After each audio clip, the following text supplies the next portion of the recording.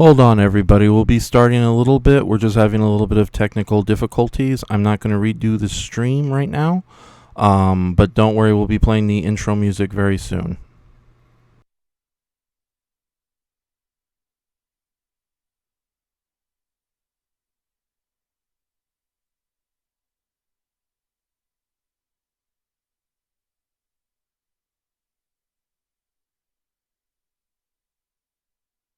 Okay, technical difficulties are taken care of. We're going to start the live stream proper right now.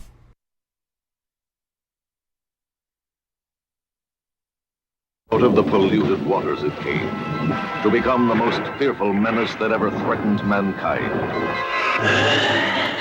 Feeding, growing ever more deadly on smog. Only one force dared stand up to its overpowering evil. Godzilla! Godzilla versus the smog monster. Will Godzilla, man's friend, be vanquished?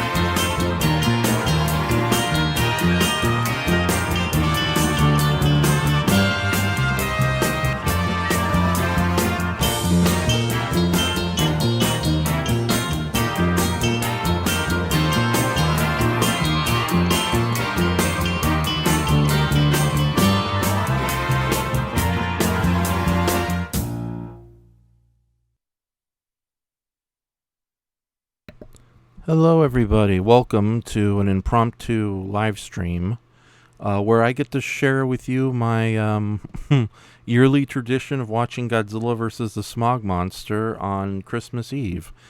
Sorry that we have a late start. We were supposed to start around 10:30. It's 10:44 right now. And it also didn't help that I forgot that when you use a Blue Yeti microphone, you are supposed to set the settings for the speaker or the default desktop audio to Blue Yeti as well. So for a while I was playing the theme music that I had created. Actually, I did not create the theme music.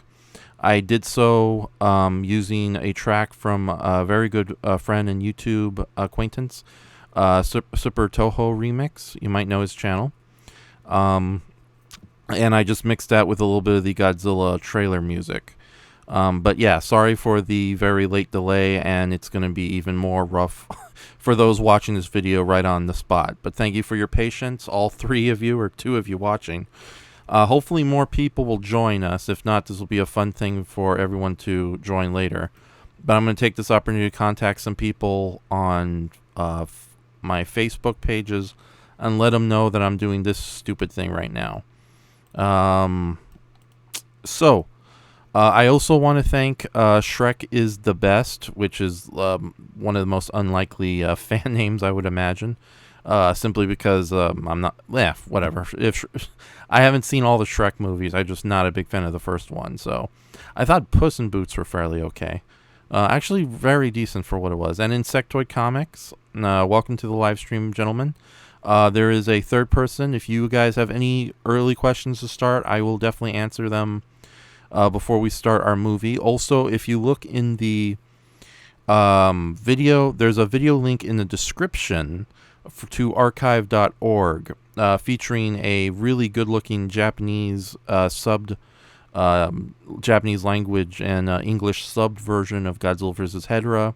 If you don't have your personal copies, whether they're the Blu-rays or the DVD editions, then we are doing the Japanese version of the film. I contemplated doing a dubbed version, but ultimately I decided it was probably best not to, because ironically, currently the Japanese subtitled edition is the most readily available. So yeah, all right, ladies and gentlemen. Now I know this might seem like a really bad idea to be doing this at, practically very late on Christmas Eve. What is this holiday? Halloween? Yes, on Halloween. That's when the pilgrims and the goblins got together and celebrated the winter solstice. Just shortly before they defeated the Redcoats and established the country of Newfoundland, or I don't know. I'm trying to be funny, so. Also, if you hear a bit of a weird little fan sound in the background, or even something extra Godzilla echo audio, I will be playing both the archive.org link and also, and also my own personal DVD edition of Godzilla vs. Hedorah. But let's look at what our people in the chat section have to say. Okay, from Insectoid Comics question, what do you think of Ed Wood, the Tim Burton movie? It is currently my favorite film of all time. Ed Wood, I know that the film is supposed to have a very negative bent across related to it, largely dealing with the fact that, he was a failed filmmaker and his life did not end on a storybook note, something that the film kind of just barely touches upon at the end. But for what it is, it's an extremely fun movie, and it's very reminiscent of a lot of the dramas of the old days, where you had a bit of comedy and suspense mixed with just regular character, everyday actions, and of course the big drama. So no, I enjoy it very much, and I think it's both one of Tim Burton's greatest movies and probably his last really, really good movie, because after that things kind of went downhill, but that's another podcast for another time. Also, Shrek is the best says, also Merry Christmas. Yes, Merry Christmas to everybody here. To all 6 people. Rift the Witch. Welcome, Rift the Witch. If you have any questions, now's the time to send them, because I'll be answering before we start the movie. Hold on. Insectoid Comics. Final question. What do you think of Darkman? I love it personally. FYI, it's 11:30 where I am. I think I mentioned our thoughts on Darkman in a previous live stream you were a part of, but I enjoy it very much. I've always been a big fan of pre-Spider-Man Sam Raimi films. And that's a very good mix of pulp noir superheroes, universal monster tropes, and just crazy action comedy that Sam Raimi. I wish we would see more from Sam Raimi, especially with a lot less CGI, but more power to Darkman. Okay, and what else do we have? Shrek is the best. You gotta love Shrek. As a character, probably, but that first movie still rubs me the wrong way, especially now that I know what the production history behind it was. Nothing as terrible as the poor blokes redesigning Sonic the Hedgehog, but oh dear, yeah. Insectoid Comics, I have a DVD of this movie. See, I use things that matter. So it's always a good idea to have physical media around. And don't worry, I know it's pretty late, ladies and gentlemen. It's like we all want Santa Claus to come down the chimney, but first he has to wrestle against the giant smog monster. So, all right. Oh my God, you had the same history book. All right. Shrek is the best guest. Do you know Dangerville? No, I do not know Dangerville, although I did briefly meet with him at G-Fest, and he seemed like an okay person to me, at least. Okay, Rift the Witch, forgot this was going on. Well, it's wonderful to have you here. FYI, look back in the chat. I have older questions. I'll try to get to those when I can in Insectoid Comics. Okay, Rift, wait, where are you? We're about to do it still? Yes, we are about to do the live stream very soon, Rift the Witch. And what time is it for me now? I'm in California, Los Angeles, and it is 11:51 where I am. And Insectoid Comics says, Jesus, it's 11:50 right now. Shrek is the best says, it's 20:50 here in Texas. More power to you up there in the big state. Rift the Witch says, yeah, it's 11:51 a.m. for me. Oh, God. Okay, guys, I usually do this on my end, but I forget that I'm in the earliest section of everybody else's time zone, so I should have done this earlier. But Believe it or not, I hate Christmas with a passion. And this has been surprisingly the best Christmas Eve I've had in a long time. Family wasn't stressed out. Everybody got along really well. Weather was in a pretty decent shape. Did all my last-minute grocery shopping in the morning. Christmas shopping was taken care of ages ago. So, yeah, I'm sorry. But, yeah, I will... I'm going to bed at 5 a.m., says Rift the Witch. This is normal for me. Insectoid comic question. My art is kind of generic and cartoony. I want to tell a serious story. Should I go through with it? Here what I would recommend. First, do thumbnails, which is just basically sketches on regular paper of the story in question. And then go on before you go into the inks and major stuff. That way, maybe you can work on the artwork later, or maybe grab another artist to help you out. And I know you asked whether or not to do it as a comedy, and that might not be a bad route to with your artwork. Just look at the career of the manga artist one for further reference. Rift the Witch, I'm going to bed at... Okay. Shrek, I read that. Shrek is the best, says, have you seen the Jurassic movies? Yes, I have. And even though in the first one is a classic, and all the films have various flaws, there's too much to love right there with the Jurassic Park. And plus, they're the only real dinosaur movies we have. They pretty much stopped making dinosaur movies after the 80s, and Jurassic Park has been carrying that torch since. It's just Riff Witch, okay, as in the witch who relates to riffs. Okay, well, and Insecto Comics, thanks. Big fan as always. Also, any obscure 80s or sci-fi horror and sci-fi films you want to reference. There's quite a bit. Again, I recommend Tourist Trap, Life Force if you've never seen it. There's a lot of movies. We'll be here all day. The Adventures of Baron Munchausen, all that's more of a children's fantasy from Terry Gilliam. A lot of great movies. But tonight is not about the 80s. It's about... Oh, thank you. Shrek the best. This channel is the best. Thank you, Shrek, so much. Tonight, this is about the 70s, a time when there was no talk about global warming because we really were suffering from major ecological disaster. In fact, so much so that many horror movies and dark science fiction parables, Silent Green, Texas Chainsaw Massacre, were all heavily inspired by a lot of the real-world horrors that were affecting Americans at the time.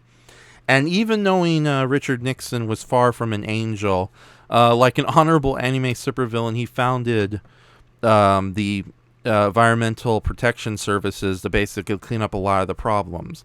And then Reagan showed up and, well, kind of, and it's just been downhill from there. But yeah, in the 70s, America really had some major pollution problems. But it was also bad in Japan, so much so that that's the inspiration for tonight's film. Hold on, I'm about to cough. I'm going to mute it for a second. I might do a re-edit of this podcast just so we can a nice re-edit of this podcast and give like a real commentary. I literally have a gallon of water with me because I'm going to watch this thing. Godzilla vs. Hedorah. A little context of why this is my Christmas tradition. This was one of the Godzilla movies I was first exposed through thanks to a Blockbuster video rental. Back in the day when Blockbuster Video was a very popular and well-established chain. And this was well before DVDs started coming out. And I think we're looking at like 92, 91 here. And it was one night, it was early, I think, either early Christmas morning or the day before Christmas, Christmas Eve. No, definitely the day before Christmas Eve or the night before Christmas Eve. That we went to the Blockbuster Video and there was Godzilla vs. Hedorah, and I was excited to see it. I heard rumors and talkings of the films, and I just started to become a Godzilla fan at the age of 9 years old back in 1990. Thanks to a local Channel 13, KTLA's, not KTLA, I don't know, the local Los Angeles Channel 13 affiliate had a Godzilla marathon, and I pretty much was introduced to many of the UPA Godzilla movies. But many of the other Godzilla movies outside the UPA package, I discovered through Blockbuster and other channels like TBS, and believe it or not, the Disney Channel, because there was a time when Disney was not absolutely powerful, So yeah, they would have to import a lot of movies outside their own library, and that's how I ended up seeing movies like Jeter the Three-Headed Dragon and Godzilla Raids Again on the Disney Channel on a very fateful Thursday morning or Saturday morning. I forget what it was. But yeah, we're talking ancient times when Godzilla movies and other weird sci-fi horror movies were readily available on television. So we rented Godzilla vs. Hedorah, but I didn't get a chance to watch it until Christmas Eve. And this was about a time when we enjoyed staying up late. So I think it was less about waiting for Santa Claus to come than it was just to watch Godzilla vs. the Smog Monster late at night. There's a good chance I may have watched it on Christmas day, but I know that's when I was introduced to Godzilla vs. Hedorah. And just to read some quick comments from everybody in the chat, Insectoid Comics, Life Force is great. Makes space vampires, yes. Yeah, it is one of the few films where space vampires work really well. Shrek says, should there be a Godzilla vs. Gamera movie? I know there was an actual serious attempt to do so when Kotokawa bought out Dai, and they did approach Toho. I think this was around 2003. Hey, let's make a Gamera movie, a co-production for Godzilla's 50th anniversary. Let's get more Godzilla out there and have Gamera on the side. Toho refused them, and not much came from there. No, to be honest, I think I'm less inclined to see a Gamera vs. Godzilla movie than I am just to enjoy. And we got more people in the chat. Don't worry, we'll be starting to watch along very soon. I think it's better if like Godzilla and Gamera met in some kind of official capacity as far as guest star crossovers go, but not like a whole movie dedicated to a full-on battle between them. Although that would be cool. And definitely something where they're in the same place but not interacting, like the City Shrouded in Shadows, which is a video game that was released last year that had tons of different characters from Japanese fiction, but they never met outside their respective franchises. So, all right, Rift says, for me, Hedorah is the movie to cap off a stream of other more serious kaiju movies tradition. Yes, I would fully agree, and I will get into that when we get to the watch along. When we were introducing a friend of ours to Godzilla, this is Riff again, we figured out we'd do King of the Monsters first because it's all the rage, Final Wars because it's one of our favorites, then Hedorah. Because Hedorah's a bomb you drop as soon as possible. Yes, it's like, well, actually, I think Final Wars is a more insane movie than Hedorah, but Hedorah definitely is one of the weirdest Godzilla movies ever made. Insectoid Comics says, Godzilla vs. Hedorah is my least favorite film of the Showa series. Just too weird. I do like the Smog Monster himself, however. At the same time, I love Godzilla vs. Megalon. Nothing wrong with Godzilla vs. Megalon. I'm starting to discover that's a very beloved film amongst a lot of people, Godzilla fans and otherwise. And plus, Godzilla vs. Megalon is one of the few Godzilla movies where when they get to the fight scene, they get to the fight scene. We get like the second half of that whole movie is just one prolonged fight scene. So, but we're not here for Megalon. We're here for everything else. And who else do we got? Last thing from Insectoid Comics. My first Godzilla films were Final Wars and Destroy All Monsters. All right. And Shrek says, I hope Godzilla will have a freezing form. Oh, we got another person in. Philip Vasquez. Philip Vasquez. That's fun to say. Just got done watching War of the Gargantuas when I discovered this chat. How do you feel about that movie? Between War of the Gargantuas and Frankenstein Conquers the World, I adore Frankenstein Conquers the World way more than War of the Gargantuas for various reasons. Especially since you have Nick Adams, Frankenstein and Baragon are more interesting monster characters or concepts. And it's just the movie is more adventurous and it moves at a good pace along with, like, even though it's very episodic. And I enjoy movies with an episodic narrative.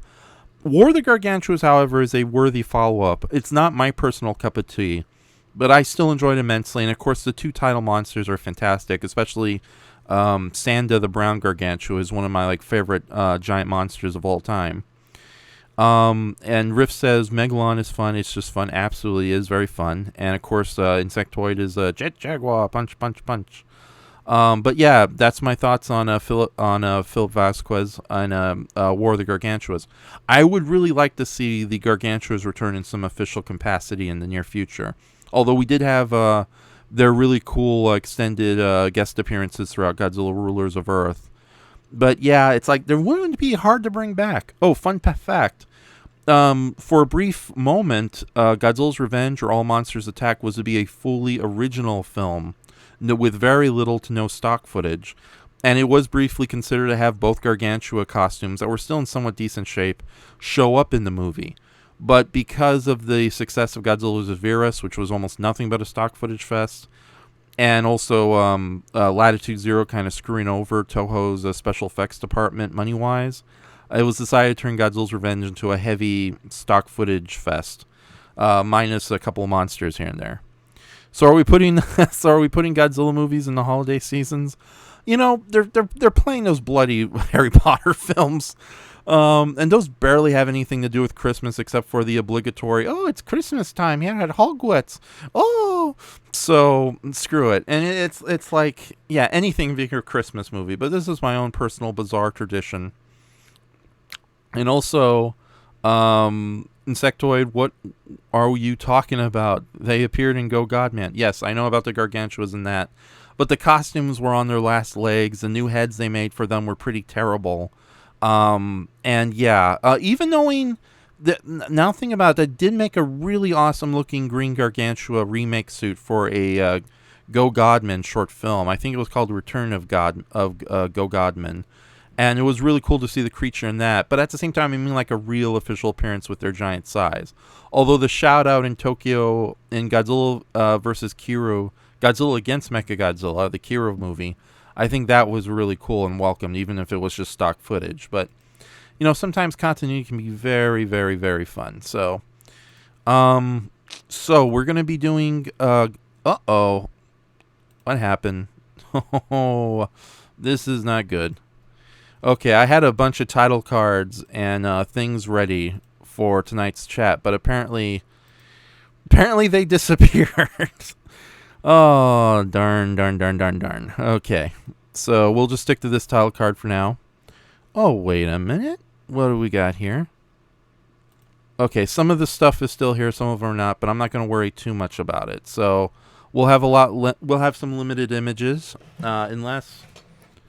Okay, so if you guys have any final questions before we start the film, now's the time to do it. Like, just limit yourselves to 2 each. If you're a new person coming in, by all means, say hello.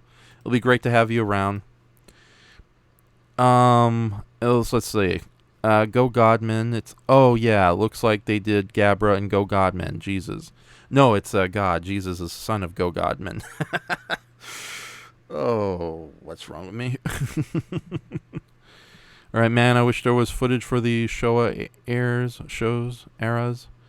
And Rift the Witch, Go Godman sounds like the sort of story you'd never doubt that a hero is going to win.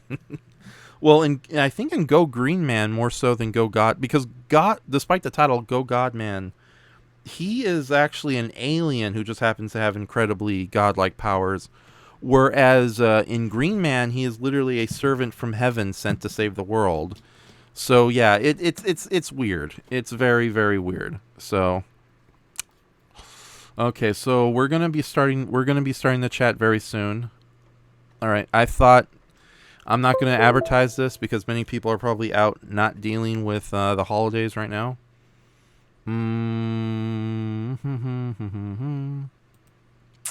Okay. Oh, okay. Philip Vasquez, giant monster movies are the best cure for the Christmas depression. I'm totally going to have an all-day marathon. Excellent for you, my dear sir.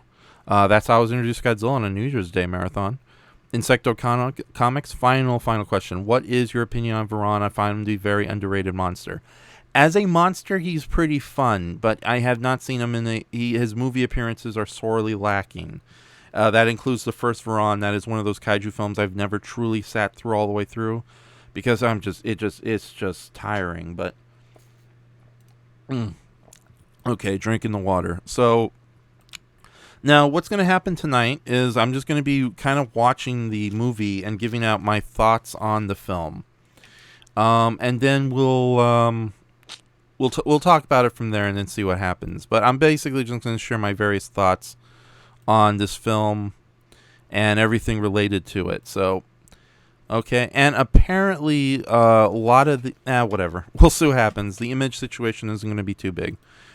But yeah, I got a DVD that's playing. I'm going to be doing the Internet Archive. So open that link and let's all meet at 00. I will count us down at 3 when the time comes. All right, and let me close up all extra linkage here that we do not really need. So, although, let me do a quick hello to people over at... screw it. It's like Toku Legion doesn't need to know nothing. I already got a bunch of people here waiting for me. We've already been on this chat for... how long have we been going? 27 minutes. All right, this is enough of an introduction. Let me just read the chat section one last time.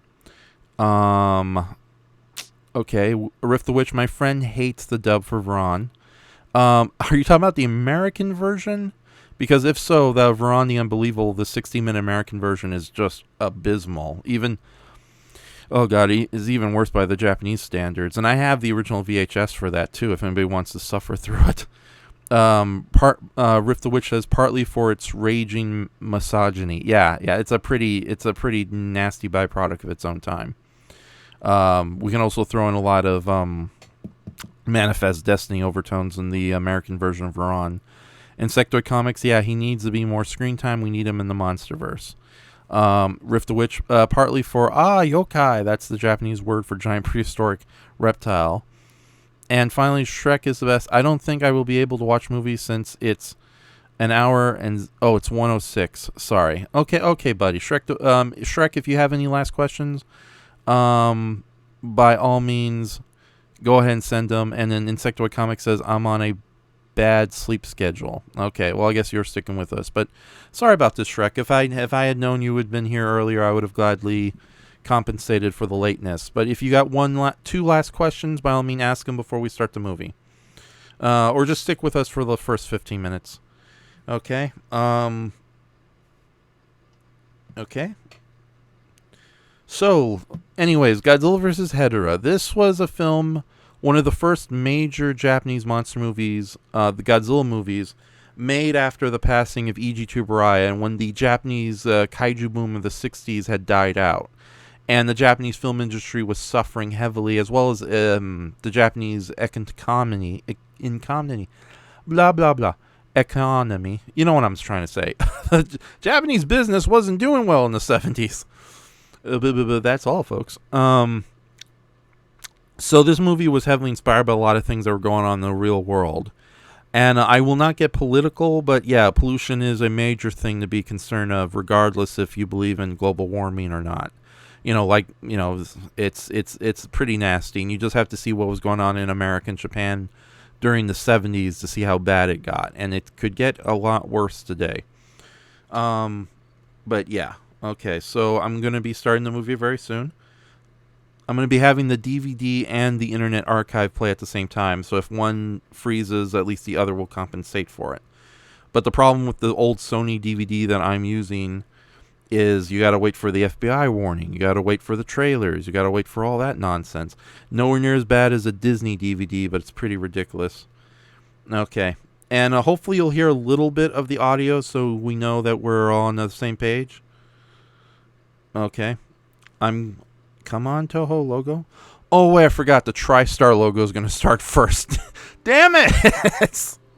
Oh god. Okay, so alright, it's 12:07 on Sectoid's side. Damn it, I'm staying here. And Hedorah is an awesome monster, and I'll explain why. Okay, so everybody, open up the little link at Archive. Let's meet at 00. Alright, and here we go, the watch-along of Godzilla vs. Hedorah. I am terrible at multitasking, so I'm pretty much just going to be watching this movie with you fine folks. So, in 3, 2, 1, play. Okay,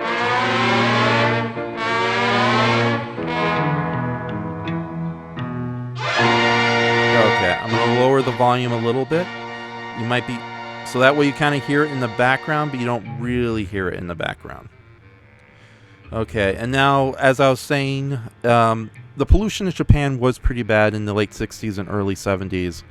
And this is real world footage of how bad it was, the industrial pollution was. This is clearly a model, however.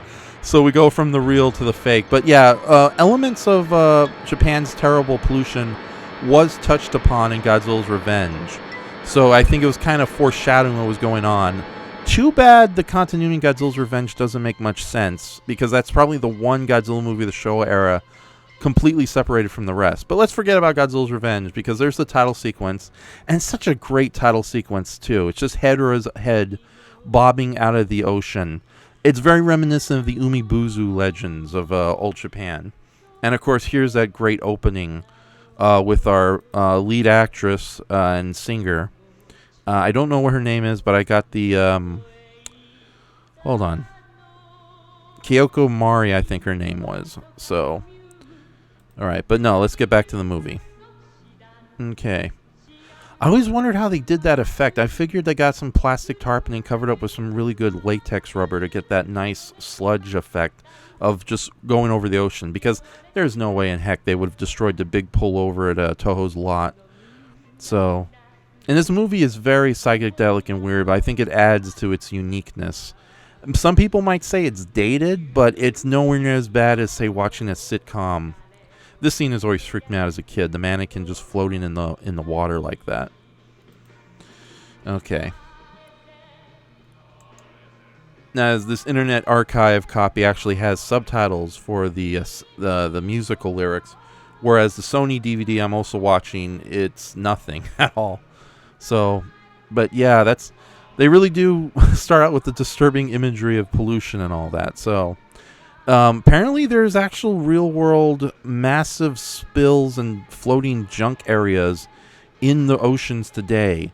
But because, we don't hear much about them, and I think that's less of a media conspiracy than it's just, does anybody really want to hear this?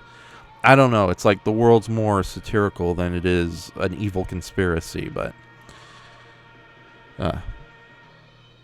this is a really good looking copy on archive.org. If you guys need a backup copy, I'd recommend getting this.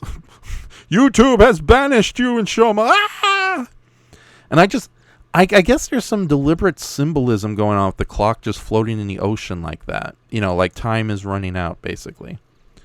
So now we go to a much more scenic view with our little boy. Sadly, that's the thing about the Godzilla movies. The human characters may be memorable, but it's hard to remember their names, especially when you have characters like Hedorah and Godzilla being the titular characters.